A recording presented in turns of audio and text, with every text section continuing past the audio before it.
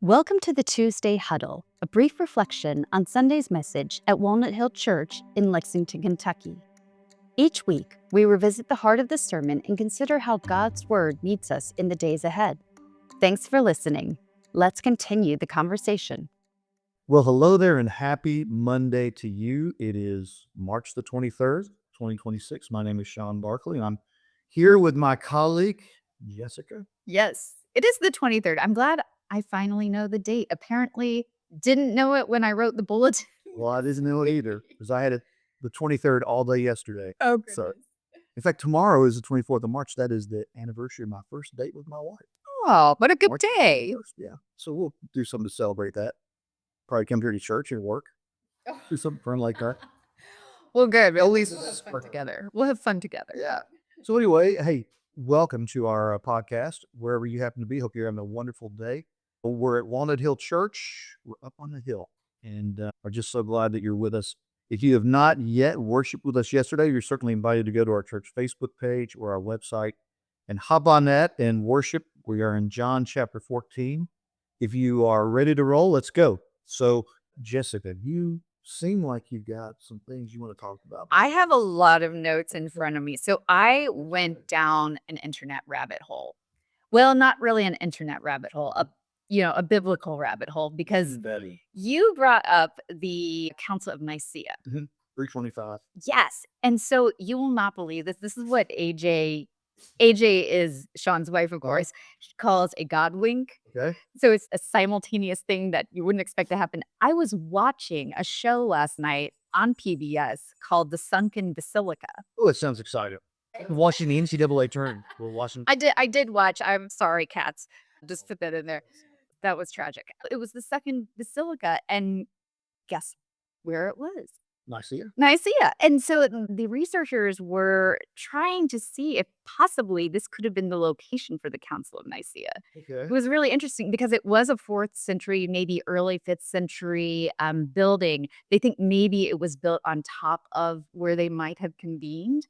So it's really interesting. If you are like me and kind of a history nerd, Secrets of the Dead on PBS, The Sunken Basilica, very interesting. And again, they didn't know it was even around until 2014. 3 journalists did a helicopter ride over the area and they saw it. In 2014, it was one of the top 10 discoveries of the Archaeological Institute of America. So it's really cool. The sunken basilica. Yes. Okay. And now they're saying it was probably built for Saint Neophytos. Is that how you pronounce it? Neophytos. I mean, I know what a neophyte is.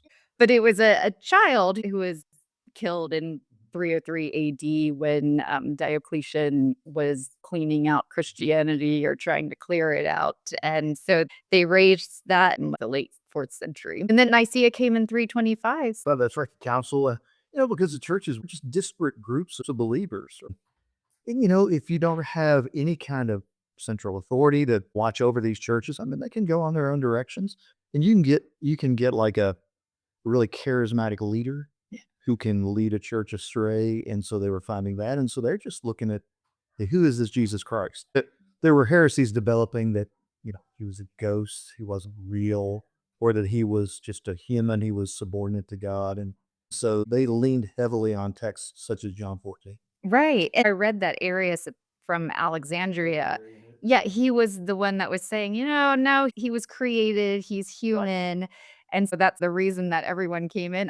I also thought it was interesting that it's called one of the first ecumenical gatherings because Walnut Hill is ecumenical. It's something we're really proud of here. And so I just found that really interesting. The Arianism has never really disappeared. I mean, there have been people, and even people today, maybe people who even have listened to the sermon, who would say, Jesus was one of many kind of folks who God used in that way. But as far as biblical authority goes, which is what I rely on, I don't see that there's anyone like him. And I believe that, in fact, when I read the Old Testament, I see him all over the Old Testament too. Oh, absolutely. You see kind of the foreshadowing, I think.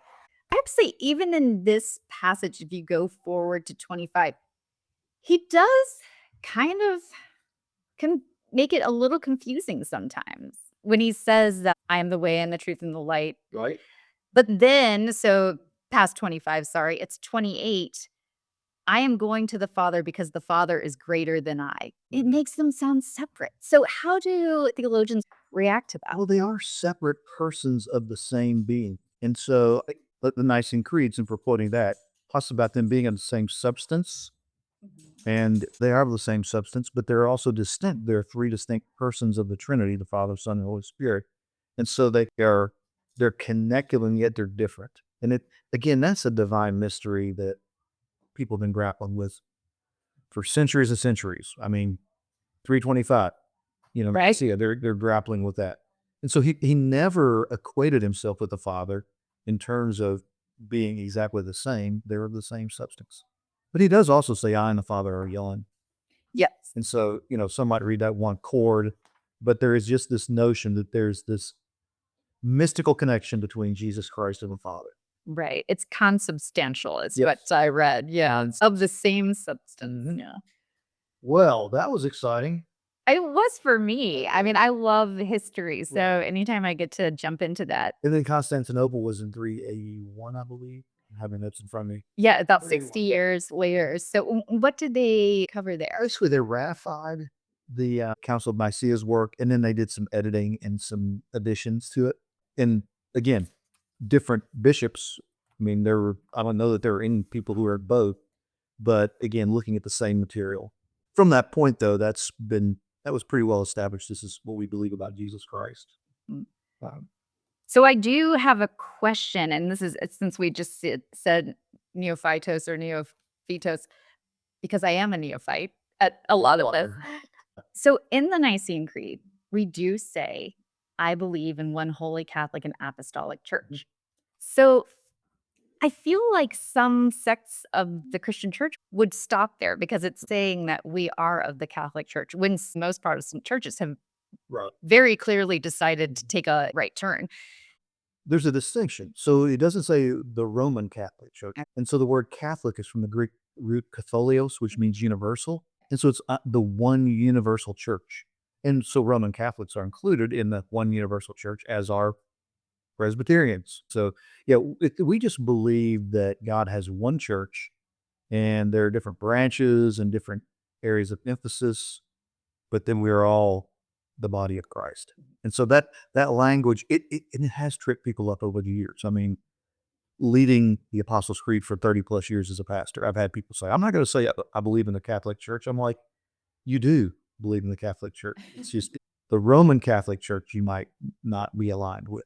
But ultimately, we're in the same family. Well, that makes sense. Mhm. And so, anyway, what about John chapter 14? Hearts be troubled. You believe in God, believe also in me. That's verse number 1. I wanted to draw out the notion, the importance of the heart. Jesus talked about the heart a lot. It's interesting. So in the Bible, the soul was not located in the heart. The soul for the Hebrews was located in the blood. So that's where the soul was. The heart was sort of the center of your mental and emotional activity, but your soul is in your blood, which is why we talk about the blood of the Lamb Oh, interesting. and we talk about the blood of Christ. And so that's what the Hebrews believe to be the location of the soul. It's in your blood. Okay. Yeah, I thought of it further forward when they used to bloodlet if they thought your humors, quote unquote, were off. And so but that makes sense that it started way back then. So when he talks about your heart being troubled, of course, the idea of being troubled is it's being churned up. And I use the image of water that's foaming, it's roiling and churning. And try to ask folks to think about, do you find yourself being troubled? I think a lot of us find ourselves troubled. I think I'm stuck on that theme right now. I'm getting off of it though, just because maybe I read too much news, but I find myself just stuck on the theme of, are you troubled? Are you confused? Are you angry? I was going to say, any reason why, Sean?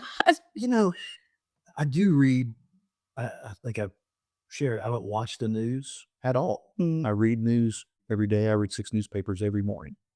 And there is a large segment of our country who's very troubled. yes. There's a large segment that's not. And 3 years from now, when there's a new administration in Washington, D.C., there'll be 50% of the population is troubled, and the other half will not be troubled. Sometimes they switch places based on who's there. And so I feel a lot of that turmoil when I talk with folks. So I've been stuck on that a little bit. What's the text that kind of given me that? Don't let your heart be troubled. And then, of course, he contrasts that with, hey, believe in God, believe also in me. And then he begins to project into the future in verse 2, as we talked about yesterday, in my Father's house. And the idea is, I believe he's talking about our heavenly home rather than the temple or tabernacle. But so he's departing. And the image we used yesterday was an expected couple preparing a nursery for a baby. Yes. I am going to prepare a place for you. Just because you don't sing doesn't mean I'm not thinking about you or working for you. I am going to prepare a place. I talked about gender reveal parties. Have you ever heard of a gender Goodness. reveal party? You had one. No. And thankfully, I have not been to one. Why do you say thankfully? I don't know. I mean, it just People having them all over the country. if you have a gender reveal party, do you also have a baby shower? Are we celebrating too much, Sean? I don't know. It should Is there such a thing as celebrating? That's true. That's also I a good question. Yeah. So that image that he is departing his disciples, and remember, they're like already despondent because he says, I'm going away from you. Somebody's going to betray me. You're going to deny you even know me. And so he's giving them all that bad news. And of course, he's the one who's going to go through all the terrible stuff. And yet he's comforting them. But he says, I am leaving you, but I'm coming back. And so the idea is you trust me. I don't think my Home Alone illustration landed yesterday. I was trying to just make the point that little boy just felt like he had been left alone at home, Yeah. abandoned. Yes. Everybody's gone. And you wonder if the disciples are feeling abandoned by Jesus. And of course, he's saying, no, the goal is we're always going to be together. I'm sure they do. If Yeah. you've been following this person who you're calling your brother for that long, and then all of a sudden he's like, and I'm going to check out. Yep. Oof, I can't imagine. That's called an abandonment wound. Yeah, there you Yeah. go. And so Thomas is getting all upset. And Mhm. I almost feel the hysteria in his voice.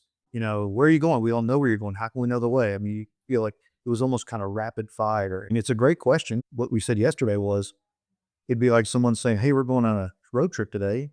And the other person saying, well, where are we going? They're like, well, you know where we're going. And then Jesus says, I am the way, the truth, and the life. And what I wanted to draw out yesterday was that he is not only the destination, he's also the path on the way. You know, he's not some spiritual guru who's going to show you the way. He's saying, I am the way. I'm going to take a deep breath and let you talk. Oh, We're at the- goodness. Okay. Let's see. Where do I want to go with that? One of the other questions I had, and it ties in with history, but it also ties in here, of course, because John having written this, several decades after Christ's death, and this is very tangential. Mhm. Why did the gospel writers wait so long to write their books after his death? Why didn't they do it right then? Would their memory have been better? Well, first of all, several of them were not around to firsthand witness Jesus. Matthew was certainly there, but Luke wasn't there. Mark was just a young guy. He was connected loosely with some of the people who were around Jesus. And of course, John was there. I don't know why they did. Maybe there was no energy, or maybe no one was asking them to write it down. I don't know. Hmm. That is an interesting question, isn't it? It is. What and maybe it just went on the radar. Hey, I need to write all this stuff down. I mean, it was a kind of a verbal tradition that was passed on from person to person. And eventually, Paul started writing his letters, and they're like, we need to go ahead and just have an orderly account of who this Jesus Christ was. Yeah. No. And my hunch is that at least John and Matthew, who knew him, were taking notes. I really believe that. I think that Matthew, being a tax collector, was obviously very detail oriented, and I bet he was jotting down. That's true. So, yeah, I don't know. It did take a lot. Yes. Right. And you wonder, Now, did they lose any good information? My hunch is that they got around their friends and said, hey, do you remember this? Do you remember that? They collaborated. that makes sense. Yeah, hopefully. Yeah. But going back to the passage, I liked when you brought up Eric Erickson and said that he has those two end of life feelings. One is integrity, one is despair. And having despair, if you built that life on things that aren't trustworthy. And so I think here, of course, Jesus is telling us where to put our ladder, so to speak. You brought up the great analogy of you're climbing a ladder, but it's on the wrong building. Climbing your work hour, spending the energy. And So for me, a lot of times the passages are I find them difficult or kind of they could go so many different ways, but this to me seems very clear what he's telling It us. does. In fact, it's a challenge to preach because typically in a sermon, I like to have a little bit of a to-do list as far as, all right, here's some things that we're being called to do and God is asking us to do. Here, it's just purely, are you going to be troubled or trusting? And what does that look like in your life? So it was a very sort of a personal, reflective sermon. And I tried to tee that up yesterday by saying, when we worship, and as a pastor, it's a challenge. I don't get to worship very often because I'm too in my own head about what's going to happen. And I don't like that.